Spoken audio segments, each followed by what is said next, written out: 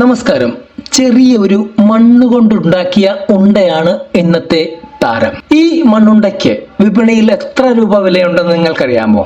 ഏകദേശം 15 രൂപ മുതൽ 30 രൂപ വരെ വില വരും. ഉണ്ടാക്കാൻ ആവശ്യമായ ചെലവ് എന്ന് പറഞ്ഞാൽ വെറും 2 രൂപയിൽ താഴെയാണ്. തമാശയല്ല പറയുന്നത്, കൃത്യമായിട്ടുള്ള കാര്യങ്ങളാണ്.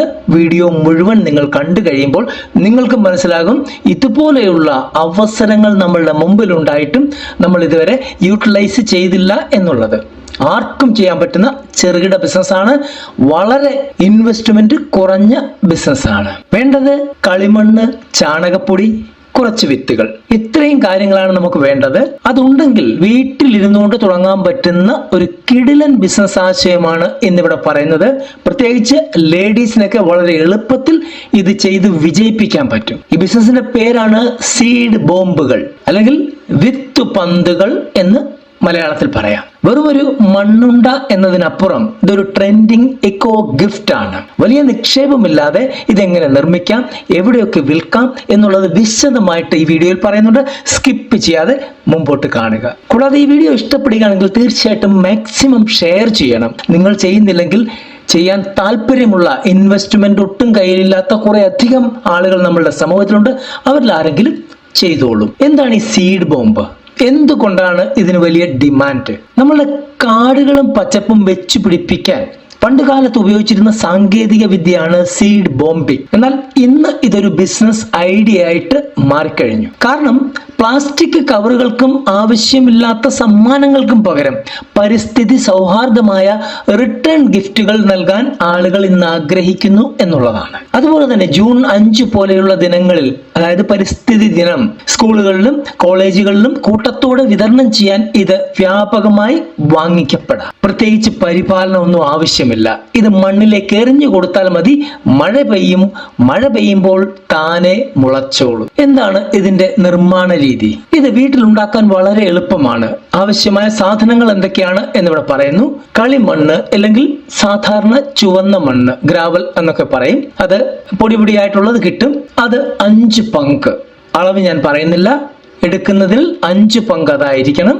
പിന്നെ ജൈവവളം, ചാണകപ്പൊടി വേണമെങ്കിൽ നിങ്ങൾക്ക് ഉപയോഗിക്കാം. ഇനി അതിനോട് അലർജി ഉണ്ടെങ്കിൽ വെർമി കമ്പോസ്റ്റ് ഉപയോഗിക്കാം. അത് 1 പങ്ക്, അതായത് 5:1 ആണ് ഇതിന്റെ അനുപാതം. പിന്നെ വേണ്ടത് പച്ചക്കറികളുടെ വിത്തുകൾ, പൂക്കളുടെ വിത്തുകൾ ഒക്കെയാണ് വേണ്ടത്. നമുക്ക് വെണ്ട, ചീര, പടവലം, പീച്ചിങ്ങ, വെള്ളരി, കൊങ്ങിണി, എങ്ങനെയുള്ള സീഡുകളാണെങ്കിലും നമുക്ക് ഇതിനകത്ത് ഉപയോഗിക്കാൻ പറ്റും. പിന്നെ വേണ്ടത് അല്പം വെള്ളമാണ്. ഇപ്പോൾ തന്നെ നിങ്ങൾക്ക് കാര്യം മനസ്സിലായിട്ടുണ്ട്. ഈ കളിമണ്ണും ജൈവവളവും നന്നായി കൂട്ടിക്കലർത്തണം. അതിനുശേഷം ആവശ്യത്തിന് വെള്ളം ചേർത്ത് ചപ്പാത്തി മാവ് പരുവത്തിൽ കുഴച്ചെടുക്കണം. പിന്നെ ഇത് ചെറിയ നെല്ലിക്കയുടെ വലിപ്പത്തിൽ ഉരുളകളാക്കണം. അതിനുള്ളിൽ 2-3 വിത്തുകൾ വീതം വെച്ച് വീണ്ടും ഉരുട്ടിയെടുക്കുക. അതിനകത്ത്, അതായത് ഒരു സീഡ് ബോംബിനകത്ത് 2-3 വിത്തുകൾ മാത്രമാണ് ഉള്ളത്.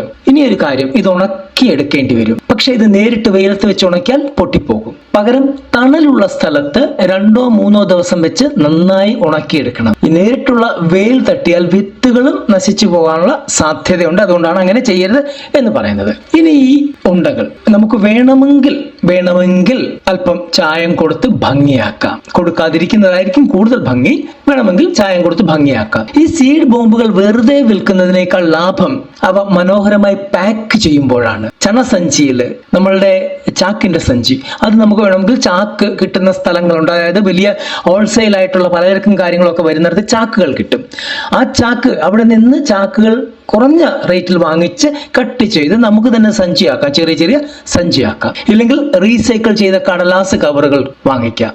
അതിൽ 5 എണ്ണം ഇല്ലെങ്കിൽ 10 എണ്ണം വീതമുള്ള സെറ്റുകളാക്കി മാറ്റാം. അതായത് ഒരു സഞ്ചിക്കകത്ത് 5 എണ്ണം ഇല്ലെങ്കിൽ 10 എണ്ണം ഇങ്ങനെ സെറ്റാക്കി മാറ്റാം. വേണമെങ്കിൽ നിങ്ങൾക്ക് ഇതോടൊപ്പം വിത്ത് പേനകൾ, സീഡ് പെൻസിൽസ്, സീഡ് പേപ്പറുകൾ എന്നിവ കൂടി ഉൾപ്പെടുത്തി ഇക്കോ ഫ്രണ്ട്ലി കിറ്റ് ആക്കി വേണമെങ്കിലും വിൽക്കാം. ഇനി നമുക്ക് ഇതിന്റെ സാമ്പത്തിക വശം നോക്കാം. നമുക്ക് തുടക്കത്തിലെ നിക്ഷേപം എന്ന് പറയുന്ന ഒരു 1000 ഇല്ലെങ്കിൽ 2000 രൂപ മാക്സിമം ആണ്.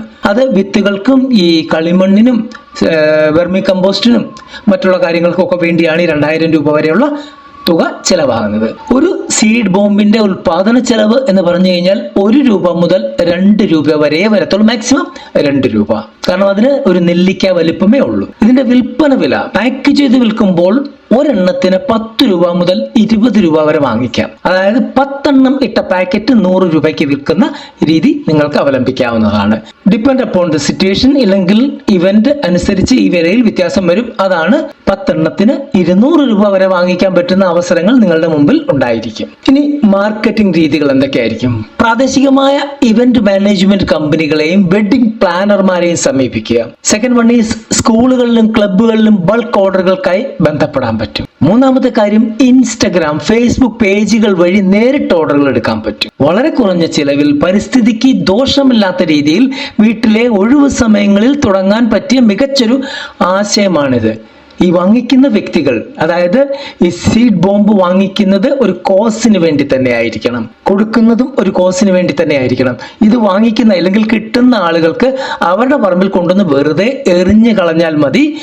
മഴ പെയ്യുമ്പോൾ ഈ വിത്തുകൾ തനിയെ മുളച്ചു വരും. അതാണ് ഇതിന്റെ പ്രത്യേകത, അതാണ് ഇതിന്റെ ആശയവും. ചെറിയ രീതിയിൽ തുടങ്ങി ബ്രാൻഡ് ചെയ്താൽ നല്ലൊരു ലാഭം ഇതിൽ നിന്നുണ്ടാക്കാം. പ്രത്യേകിച്ച് സ്ത്രീകളുടെ കൂട്ടായ്മകളൊക്കെ ഉണ്ടെങ്കിൽ, കുറച്ചുകൂടി അഡ്വാൻസ്ഡ് ആയിട്ട് ചിന്തിക്കുന്ന ആളുകളുണ്ടെങ്കിൽ അവർക്കിത് വളരെ വ്യത്യസ്തമായ രീതിയിൽ ചെയ്യാൻ പറ്റുന്നതാണ്.